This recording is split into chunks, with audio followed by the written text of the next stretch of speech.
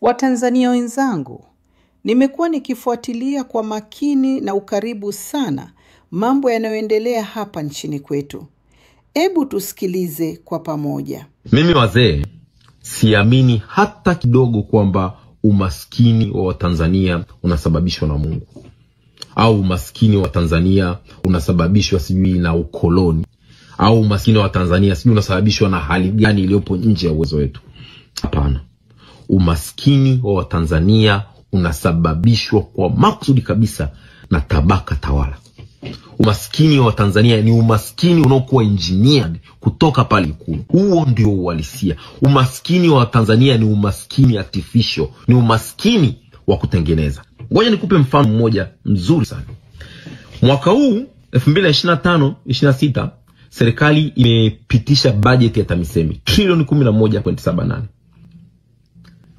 Ukisoma ile budget, hotuba ya budget, ukaenda kule nyuma kabisa, utakuta kuna jedwali limeainisha matumizi. Now, sikiliza sehemu ya matumizi ya hii pesa.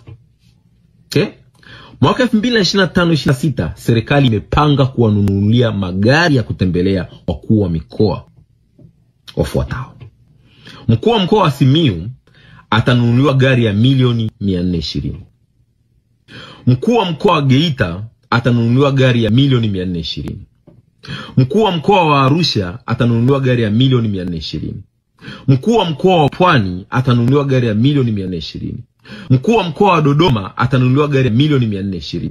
Mkuu wa mkoa wa Ruvuma atanunuliwa gari ya milioni 420.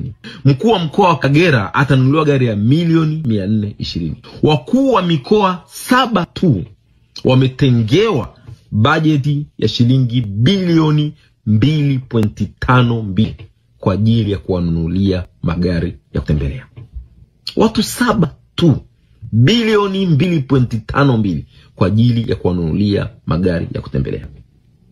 Haujamaliza. Hapo bado serikali imepanga kuwanunulia makatibu tawala wa mikoa nao magari ya kutembelea. Now, katibu tawala wa mkoa wa Simiyu atanunuliwa gari ya shilingi milioni 420. Katibu tawala wa mkoa wa Geita atanunuliwa gari ya shilingi milioni 420. Katibu tawala wa mkoa wa Arusha atanunuliwa gari ya shilingi milioni 420. Katibu tawala wa mkoa wa Pwani atanunuliwa gari ya milioni 420. Katibu tawala wa mkoa wa Dodoma atanunuliwa gari ya milioni 420. Katibu tawala wa Lindi atanunuliwa gari ya milioni 640. Katibu tawala wa Mara atanunuliwa gari ya milioni 420. Katibu tawala wa Morogoro atanunuliwa gari ya milioni 420. Katibu tawala wa Mwanza atanunuliwa gari ya milioni 420. Katibu tawala wa Tabora atanunuliwa gari ya milioni 420. Katibu tawala wa Tanga atanunuliwa gari ya milioni 420. Katibu tawala wa Kagera atanunuliwa gari ya milioni 420. Makatibu tawala wa mikoa 12 wametengewa shilingi bilioni 4.84 kwa ajili ya kuwanunulia magari ya kutembelea. Ndugu zangu, naombeni mnisaidie kuelewa. Haya ni matumizi ya taifa linaloitwa taifa maskini. Taifa ambalo kati ya watu wake milioni 67 ni milioni 4 tu ndio wapo kwenye walioajiriwa kwenye sekta. Think about this. Think about this. Hiyo pesa ya kuwekeza kwenye maendeleo ya vijana itatoka wapi ikiwa matumizi ya viongozi wetu yapo hivi? Tuna wakuu wa mikoa 26. Kwa hiyo kila mmoja anatakiwa aendeshe gari ya milioni 420.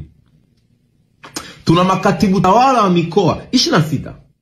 Kila mmoja anatakiwa aendeshe gari ya milioni 420.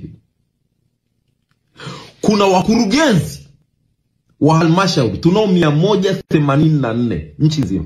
Kila mmoja aendeshe gari ya milioni 420. Kuna wakuu wa wilaya. Kwa mujibu wa hii budget, wakuu wa wilaya wenyewe wametengewa kila mmoja atanunuliwa gari ya milioni 250. Kwenye bajeti hii wamekuwa wawili, mkuu wa wilaya ya Temeke na mkuu wa wilaya ya Ubungo, milioni 250. Lakini tuna wakuu wa wilaya 139 Tanzania. Kila mmoja aendeshe gari ya milioni 250. Bado hujaweka mamea. Kumbuka, hapa bado tuna mawaziri, tuna manaibu wa mawaziri, tuna makatibu wakuu wa wizara, tuna wakuu wa taasisi. Kila mmoja anataka aendeshe gari ya milioni 420, milioni 500. Na ukiendelea kupanda juu inazidi kuwa ghali zaidi. Ndio bado hilo Lindi yeye milioni 640.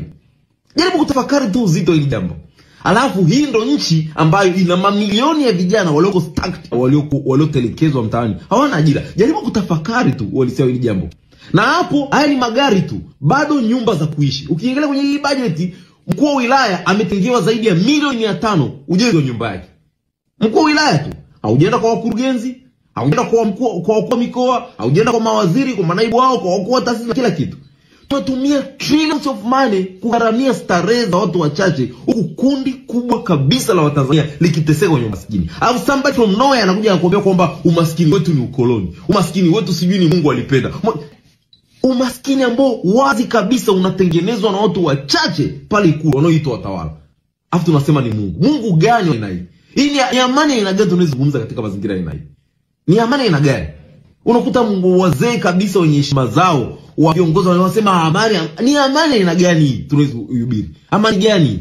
Ni amani aina gani ambapo kiongozi mkuu wa mkoa atatumia kodi ya umma wa watu wanaowaongoza kununua gari ya milioni 420 atembelee, wakati ndani ya mkoa wake huo watoto wake hawana madawati ya shilingi 50,000?